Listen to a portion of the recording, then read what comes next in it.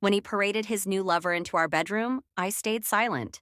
When he raised his hand against me, I still stayed silent. But in my silence, I was planning something he'd never see coming. Before I continue, don't forget to like, subscribe, and hit the notification bell so you never miss a story like this. My name is Rachel, and for a long time, I thought I had the perfect life. I was married to the man I loved, living in a beautiful home, and convinced we were building a future together. From the outside, we looked like the ideal couple, smiling in pictures, attending events hand in hand, and sharing stolen kisses in the kitchen while cooking dinner. He was charming, the kind of man who knew exactly what to say to make me feel special. He'd wrap his arms around me and whisper promises of forever, swearing I was the only woman he'd ever love. And for a while, I believed him. I believed every word, every touch, every lingering glance. But perfection has a way of hiding cracks. And soon those cracks would shatter everything I thought I knew. I started noticing the red flags long before I admitted them to myself. At first, they were subtle, so easy to ignore that I almost convinced myself I was imagining things. Patricia had always been my best friend. We shared everything, our secrets, our fears, our dreams. She was the person I trusted the most, the one who knew me better than anyone else. And my husband? He was my rock, the man I had vowed to spend forever with. I never thought I'd have to question either of them. But then there were the stolen glances, the hushed conversations that ended the moment I walked into the room. The way Patricia would laugh just a little too hard at his jokes, touching his arm like she had a right to. The way his phone screen would light up late at night, only for him to turn it over, pretending he didn't see it. I tried to push it all away, to believe that I was overthinking. That's what I told myself, until I couldn't anymore. One night, I walked into the kitchen and saw them standing too close together. Patricia's hand lingered on his chest just a second too long, and the way he looked at her, it was the same way he used to look at me. My stomach twisted, but I forced a smile. I didn't want to be that paranoid wife, the one who made accusations without proof. So I started watching. I paid attention to the little things, the way Patricia would suddenly cancel our plans, only for my husband to come home late on the same nights. The way he'd smile at his phone, then look at me like I was nothing more than an afterthought. The smell of a perfume I didn't wear clinging to his shirt. The final confirmation came when I checked our home security cameras. I never used them. I never had a reason to. But that night, when doubt clawed at my chest, I decided to look. And there it was. Patricia, my best friend, in my house, in my bedroom, with my husband. I watched as they kissed, as they whispered to each other in the very bed I shared with him. My fingers clenched so tightly around my phone that my knuckles turned white. My heart pounded, but my mind was eerily calm. I didn't scream. I didn't cry. I just smiled. Because at that moment, I knew exactly what I was going to do. My husband thought he could humiliate me. Patricia thought she could betray me. But they had no idea who they were dealing with. And soon, they would find out. I stood in the doorway, watching them. Neither of them noticed me at first, too caught up in each other, too confident in their betrayal. It wasn't until Patricia turned her head that she froze, her face draining of color. "Oh my God, she stammered, yanking the sheets up to cover herself as if that could erase what I had just seen. "It's not what it looks like, I swear." I didn't move. I didn't blink. I just smiled. Patricia scrambled to sit up, her voice desperate. "Please, just let me explain. It was a mistake." My husband, on the other hand, didn't bother with excuses. He leaned back against the headboard, arms crossed, completely unfazed. His eyes met mine, cold and indifferent. "What do you expect me to do?" he said, his tone flat. "You can't give me what I want." That made me laugh. A sharp, unexpected sound that made Patricia flinch. My husband narrowed his eyes at me, but I kept laughing. Then I stopped. Slowly, I tilted my head. "You're right," I said softly. "I can't give you what you want." Then I turned on my heel and walked away. Patricia let out a breath of relief. "She's leaving," I heard her whisper. "She's not going to do anything." How wrong she was. I wasn't leaving. I was getting ready. Because I had a plan. And by the time they realized it, it would already be too late. I moved through the house in silence, my mind steady, my heart unnervingly calm. This wasn't rage. This wasn't heartbreak. This was something else entirely. Something I had felt before. I made my way to the basement door, running my fingers over the cold metal handle before gripping it firmly.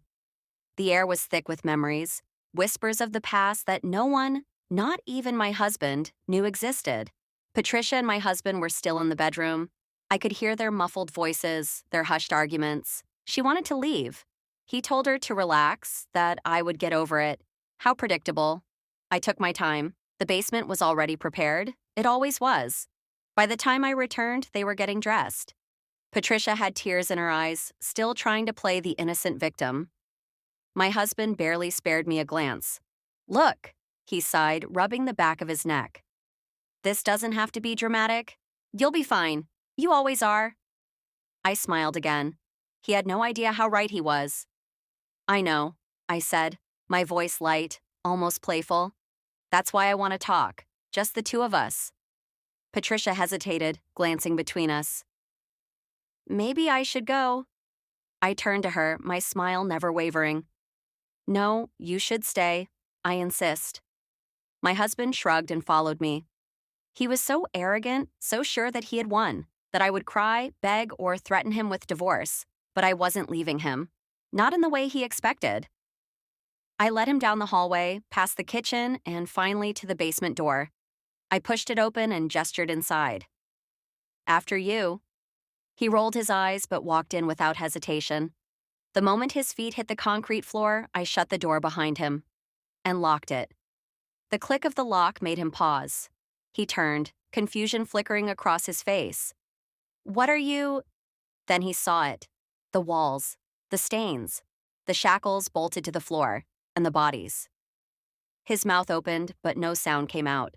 I stepped forward, my voice low, steady.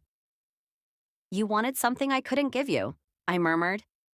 "But let me give you something else instead." I reached for the knife. And for the first time that night, I finally saw fear in his eyes. He staggered back, his face paling as his gaze darted around the basement. You're insane." I shook my head slowly, savoring the fear in his voice. "No, I'm just someone who knows exactly what she's capable of." The knife in my hand glinted in the dim light, its cold steel a stark contrast to the warmth of his panic. I took a step closer, watching him tremble. His mind was racing, trying to piece together how it had come to this, how his perfect world had crumbled so easily. "You thought you could do whatever you wanted," I said, each word measured and deliberate. "You thought I was weak, that I wouldn't do anything. You thought you could take my trust and rip it apart without consequence." His voice broke, desperate now. "Please, please don't do this. I'll make it right. I'll do anything you want." I stopped in front of him, placing the knife on the table beside me. His eyes flicked to it, a bead of sweat dripping down his forehead. "You could have fixed this," I said quietly. "But you didn't. And now it's too late." He backed away again, stumbling over his feet. I didn't mean for this to happen. It was a mistake. I love you." I laughed softly, shaking my head. "Number, you loved what I gave you, but you never loved me." With a swift motion, I grabbed the rope from the corner, and his eyes widened as he realized what was happening. He opened his mouth to scream, but the gag stopped him. I tied him up methodically, not out of anger, but because it was necessary. He needed to understand that this was the consequence of betrayal. And then, just as I was about to leave, I stopped and turned to face him. "You'll be the one who never makes it out," I whispered. I left him there, hearing the faint sound of his desperate attempts to break free as I climbed the stairs. I didn't look back. Patricia, still in the bedroom, was packing her things. She didn't even look up when I entered. "Leave," I said. "You're done here." She hesitated, then, realizing that she had no other choice, walked out. As I closed the door behind her, I felt a strange calm wash over me. The house was quiet now. The basement, however, would never be the same, and neither would they. Days passed, but the house remained eerily silent. My husband never returned, and Patricia was nowhere to be found. The police came, of course, searching for answers, but I was careful. Too careful. I knew exactly what to say, how to act. They questioned me, but I gave them nothing. I didn't flinch when they asked about him. I didn't even feel the slightest twinge of guilt when they searched the basement. After all, I had already made sure there was nothing for them to find. Weeks later, the investigation cooled, and the world went on. People whispered, but no one could prove anything. I lived in my house like nothing had changed, like I hadn't just buried the past under the floorboards. Then one night, the phone rang. It was a familiar voice, my husband's. But this time, it wasn't full of arrogance or empty promises. It was a whisper, hoarse and panicked. "Help me. Please." The line went dead before I could say anything. I couldn't help but smile. It was over now, and no one would ever know the truth. The bodies in the basement? They stayed there, hidden from the world, their stories never told. And as for me, I had finally found peace. If you enjoyed this story and want to hear more twisted tales of betrayal and revenge, don't forget to like, subscribe, and hit the notification bell. Share your thoughts in the comments below.